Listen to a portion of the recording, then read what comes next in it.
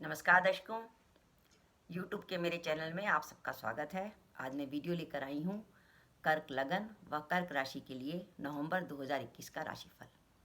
अगर आपका कर्क लगन है तो भी आप ये वीडियो देख सकते हैं और अगर आपकी कर्क राशि है तो भी आप ये वीडियो देख सकते हैं। सबसे पहले हम देखते हैं कि नवंबर के माह में कर्क लगन व राशि पर ग्रहों का गोचर क्या रहेगा। माह के आरंभ में आपके चौथे भाव में तुला राशि में सूर्य, मंगल व बुध की युति होगी। 16 नवंबर के बाद सूर्य वृश्चिक राशि में चले जाएंगे जहां वह केतु के संग युति कर लेंगे। छठे भाव में धनु राशि में शुक्र विद्यमान है। माह के आरंभ में सप्तम भाव में मकर राशि में गुरु व शनि की युति है। 20 नवंबर के बाद देवगुरु बृहस्पति जो है वो सप्तम को छोड़कर आपके अष्टम में आ जाएंगे और एकादश भाव में वृषभ राशि की राहु विद्यमान है। ये ग्रहों की स्थिति है कर्क लगन व कर्क राशि के जातकों के लिए। कर्क लगन व कर्क राशि के जातकों के लिए नवंबर का महीना कैसा है। नवंबर के महीने को मैंने दो भागों में बांटा है। एक तो मैंने लिया है 1 से 19 नवंबर तक का समय कैसा है और एक मैंने लिया है 20 नवंबर से 30 नवंबर तक का समय कैसा है। पहले हम बात करें कि 1 से 19 नवंबर तक का समय कैसा है। 1 से 19 नवंबर तक की बात करें तो 1 से 19 नवंबर तक का समय कैरियर के हिसाब से आपके लिए बहुत महत्वपूर्ण समय है। अगर आप लंबे समय से अपनी जॉब बदलने के बारे में सोच रहे थे तो आपको नवंबर के माह में अपनी जॉब बदल लेनी चाहिए, क्योंकि उसके बाद 20 नवंबर को देवगुरु बृहस्पति आपके अष्टम में चले जाएंगे कुंभ राशि में और वहाँ वो 12 अप्रैल 2022 तक रहेंगे। यानी 20 नवंबर 2021 से 12 अप्रैल 2022 तक आपके पास जॉब बदलने के अच्छे ऑप्शन नहीं आएंगे। अगर आपने जॉब बदली भी तो आपको वैसी मनचाही जॉब नहीं मिल पाएगी जो आप चाहते थे। उसके लिए आपको इंतजार करने पड़ेगा 13 अप्रैल 2022 का, जब देवगुरु बृहस्पति पुनः मीन राशि में प्रवेश कर आपके भाग्य भाव में आएंगे। इसलिए अगर आपके मन में कहीं भी संशय है कि मुझे अब इस वर्तमान जॉब में नहीं कंटिन्यू करना, मैं इसमें 2-3 महीने भी नहीं रह सकता, तो ऐसी स्थिति में आपको 19 नवंबर तक जॉब को बदल लेना चाहिए। और अगर आपके पास जॉब नहीं है और जॉब के लिए परेशान है, बिना जॉब के हैं, तो आपको कोशिश करनी चाहिए इस माह आपको जॉब मिल जाए। अगर आप अपने प्रमोशन के इंतजार कर रहे थे तो प्रमोशन के लिए भी इस समय आप कर सकते हैं कोशिश, आपको प्रमोशन मिलने की संभावना भी है। व्यापारी वर्ग भी, अगर व्यापारी वर्ग के दिमाग में किसी नए काम की शुरुआत का समय है, क्योंकि इस समय गुरु और शनि दोनों आपके सप्तम में चल रहे हैं जो व्यापार का स्थान है, और एकादश भाव में राहु चल रहा है मार्च 2022 तक, और गुरु की दृष्टि भी एकादश भाव पे चल रही है 19 नवंबर तक। तो फाइनेंस के हिसाब से भी समय काफ़ी अच्छा चल रहा है 19 नवंबर तक। तो अगर आप व्यापारी वर्ग से हैं और चाहते हैं कि हम व्यापार में कोई नए काम की शुरुआत करें, कोई ड्रीम प्रोजेक्ट शुरू करें, तो उसको आप अभी इसी महीने करने का निर्णय ले लीजिए 19 नवंबर से पहले, क्योंकि उसके बाद अगर आप वो करते हैं तो आपके लिए उसके लिए थोड़ा सा मुश्किल रहेगा वो समय। इस नवंबर के महीने में अगर आप व्यापार में कोई नया काम शुरू करना चाहते हैं तो उसके लिए शुभ समय रहेगा 8 व 9 नवंबर, 10 व 11, 17 व 18 और 19। यानी 8 नवंबर, 9 नवंबर, 10 नवंबर, 11 नवंबर, 17 नवंबर, 18 नवंबर, 19 नवंबर, ये वो समय है जब चंद्रमा आपका पॉजिटिव होगा। इस समय अगर आप व्यापार में किसी नए काम की शुरुआत करते हैं और इसी समय अगर आप अपनी जॉब वगैरह के लिए प्रयास करते हैं तो आपको महत्वपूर्ण सफलता मिल सकती है। फाइनेंस की अगर बात करें तो जैसे मैंने बताया एकादश भाव में राहु चल रहा है और अभी देवगुरु बृहस्पति की भी दृष्टि है आपके लाभ भाव पर, और आगे चलकर 16 नवंबर को आपके धनीय सूर्य भी लाभ भाव को देखेंगे, तो लाभ भाव बहुत बली है। तो आपकी आर्थिक स्थिति अच्छी रहेगी। आपका अगर आपको किसी से धन की उम्मीद थी कि आपने किसी को पैसा उधार दिया था और आप चाहते थे वो पैसा आपको वापस कर दे, तो कोशिश करिए इस अवधि में आप उससे मांगने की कोशिश करिए, आपको पैसा आने की संभावना बन सकती है। इस माह दाम्पत्य जीवन में थोड़ी सी सावधानी हमें रखनी पड़ेगी, क्योंकि इस समय मंगल की भी दृष्टि रहेगी सप्तम भाव पर, और मंगल और शनि का पूर्ण दृष्टि संबंध हो रहा है। मंगल चौथी दृष्टि डाल रहे हैं और शनि जो है मंगल पर 10वीं दृष्टि डाल रहे हैं। तो ऐसी स्थिति में पति पत्नी में आपस में मतभेद या तनाव आ सकता है।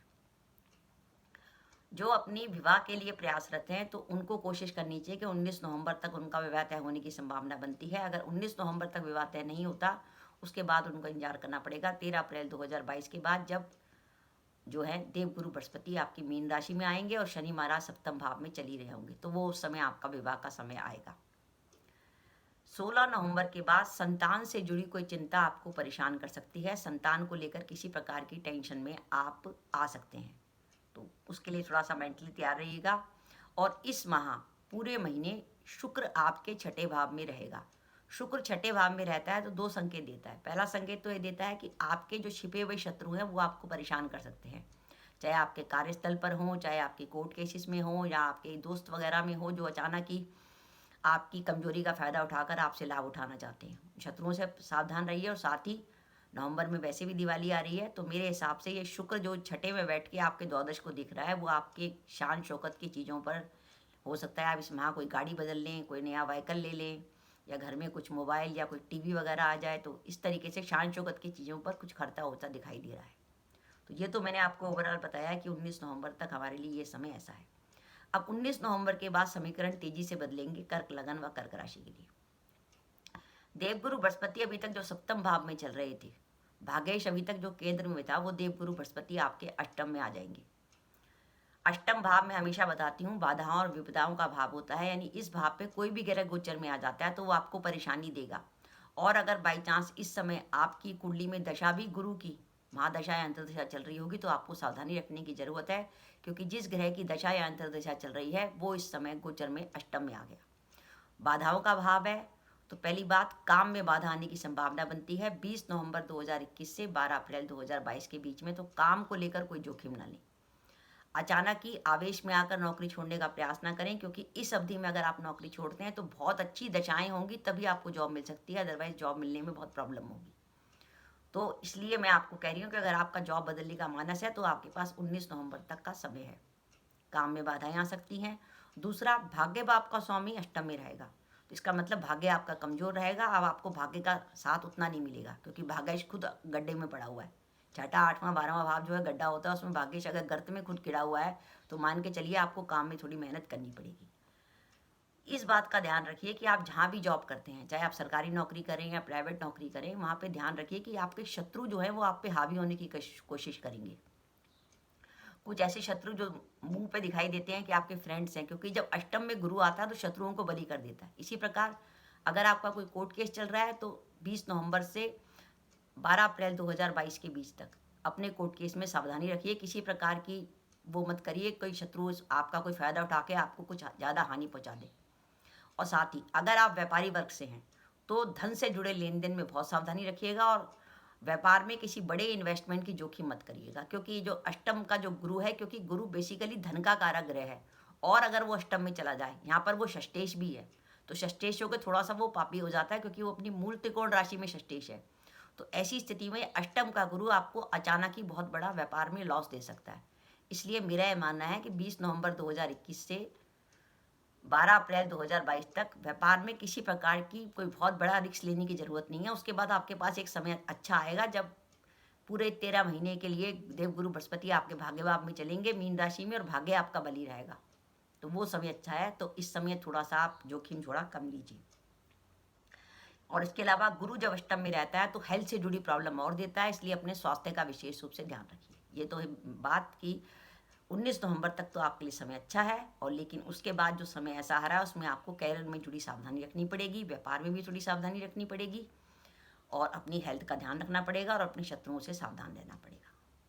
अब मैं आपको बताती हूँ कि 19 नवंबर तक के लिए आपका समय अच्छा आ रहा है। तो ओवरऑल इस महीने आपके पास काम करने के कौन कौन सी तिथियाँ निकल के आ रही हैं जब आप अपना काम कर सकते हैं, कामों में सफलता मिल सकती है। तो वो शुभ तिथियाँ हैं 2 व 3 नवंबर, 8 व 9 नवंबर, 10 व 11 नवंबर, 17 व 18 नवंबर, 19 व 20 नवंबर, 21 व 24 नवंबर, 25 व 26 नवंबर, 29 व 30 नवंबर। वो तिथियां हैं, शुभ तिथियां हैं।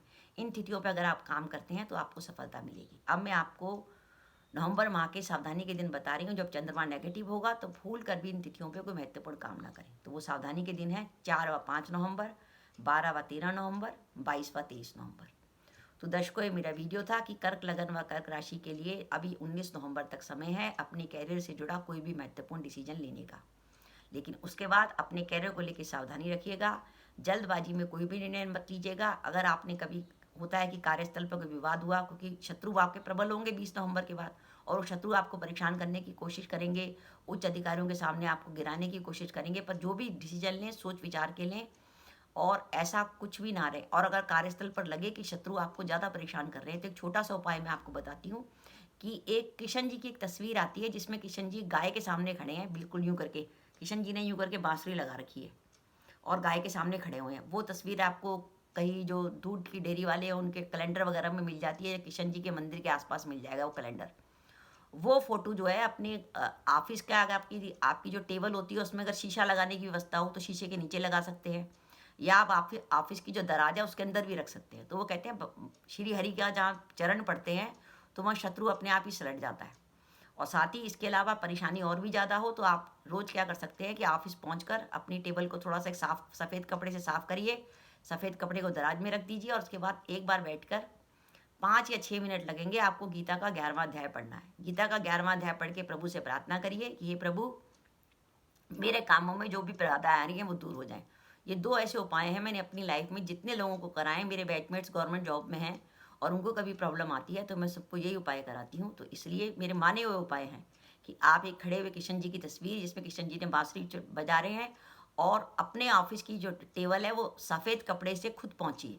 आपको अजीब सा लगेगा, मैं आपको आपके ऑफिस के टेबल पहुँचने के लिए कह रही हूँ, पर उसमें क्या होगा कि आपके जो चपरासी ने टेबल पहुंची होगी उसकी एनर्जी उसमें आ गई होगी। आप अपने सफ़ेद कपड़े से उस टेबल को पहुंचेंगे तो आपकी एनर्जी उसमें चली जाएगी। तो वो काले जो आपके अंदर पॉजिटिव एनर्जी होगी वो उस टेबल पर आ जाएगी और वहीं पे आप काम करेंगे। तो आपका जो फाइल वगैरह निकलेगी उसमें वो पॉजिटिव एनर्जी मिलेगी, तो उसके आपके काम में किसी प्रकार की बाधा नहीं आएगी। और एक गीता का 11वां अध्याय पढ़ने से जीवन में आ रही किसी भी काम के संदर्भ में, जीवन में कभी भी कोई बाधा आ रही है, रोज़ गीता का 11वां अध्याय पढ़िए। बस एक समय निश्चित कर लीजिए, आपको सुबह पढ़ना है सुबह पढ़ लीजिए, दोपहर पढ़ना है दोपहर पढ़ लीजिए, शाम पढ़ना है शाम पढ़ लीजिए। आप आजमा के देख लिए, ये तीनों उपाय करने के बाद आपको नौकरी में कोई प्रॉब्लम नहीं आएगी। तो दर्शकों, ये मेरा वीडियो था, आपको कैसा लगा प्लीज़ कमेंट बॉक्स में कमेंट करके बताइएगा। इसके साथ ही अगर आप मेरे चैनल पर पहली बार आए हैं और आपने मेरा चैनल अभी तक सब्सक्राइब नहीं किया तो कृपया मेरा चैनल सब्सक्राइब कर दें, साथ ही बेल आइकन को भी दबा दें, जिससे जब भी मैं अपनी वीडियो अपलोड करूँ उसके नोटिफिकेशन आपको मिल जाए और आप मेरा वीडियो देख सकें। इसके साथ ही नमस्कार दर्शकों, जय माता दी।